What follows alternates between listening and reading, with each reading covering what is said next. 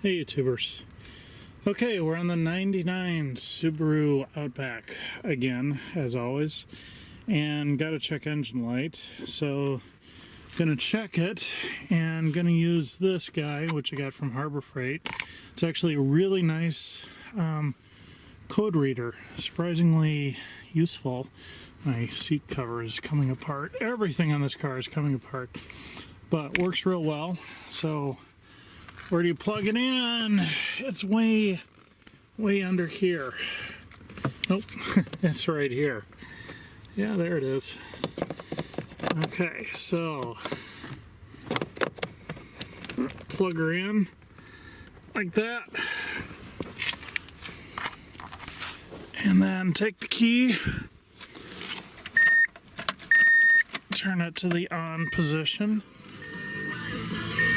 and shut off the radio as always, and then this puppy comes on. And there, let's see. Okay, so press enter, and it's reading, waiting for vehicle to respond. Okay, codes found 2.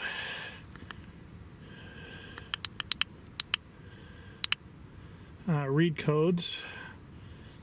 Reading codes, please wait.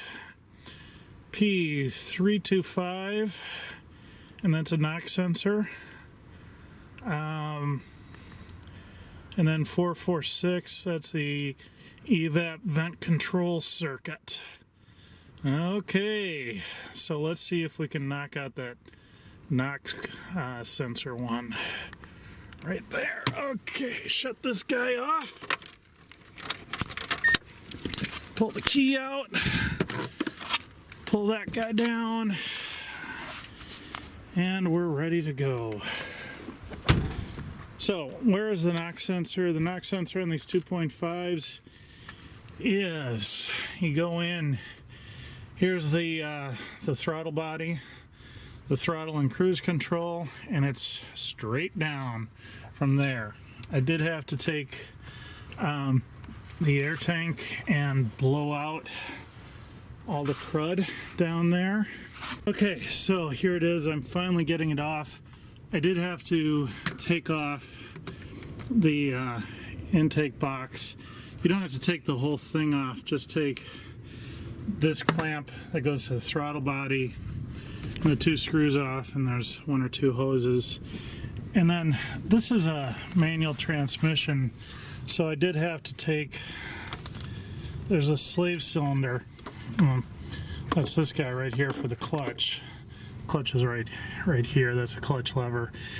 And I did have to take that off, and that's 2 14mm screws right here.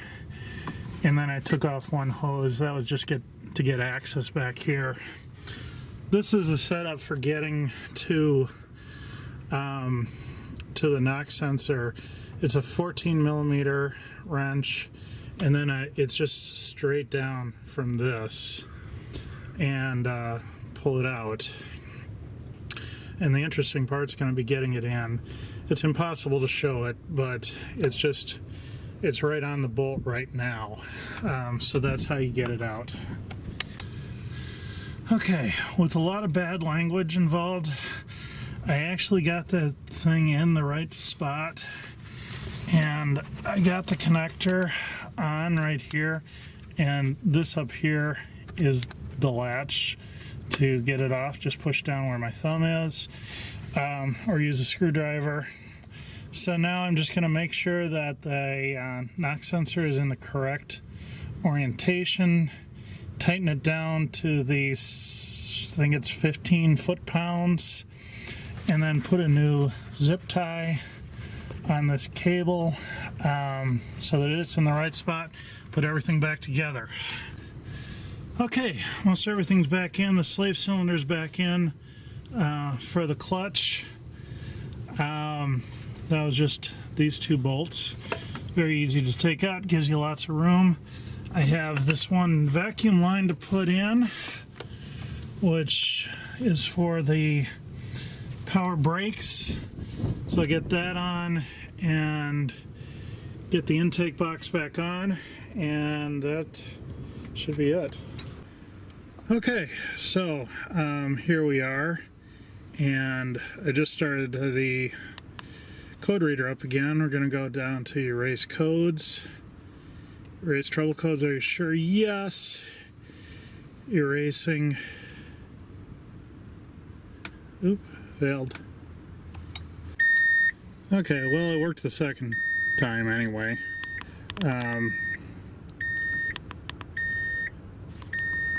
So read codes, no codes. Okay, that's the end of that.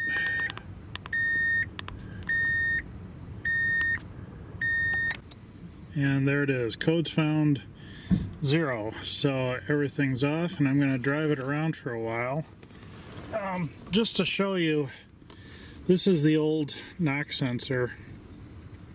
And I don't know if you can see, but there's a crack in it right there. And that is typical. I think that is the symptom of the problem. Moisture, something gets in there and messes this up. As I understand it, this is just a microphone that's very tuned to one particular range of frequencies, and that's how the engine computer picks up knock happening in the engine, is it hears that. If it can't read this properly, what'll happen is it'll mess around with the various engine parameters, and your engine doesn't run very well. You'll get a lot of things like hesitation or low power. It just doesn't feel like it has anything behind it. And that's the computer basically trying to protect the engine from damage due to knock and stuff, because it's not getting the right data from this sensor. So that's where this isn't just a sensor about stopping something, but it also affects performance, just general engine responsiveness. So yeah, that's it. Not too bad, except getting fingers and stuff down in there. If you know anybody with really long, thin fingers, that's a good deal. Otherwise, except for that part, not too bad of a repair. Good luck, everyone. Adios.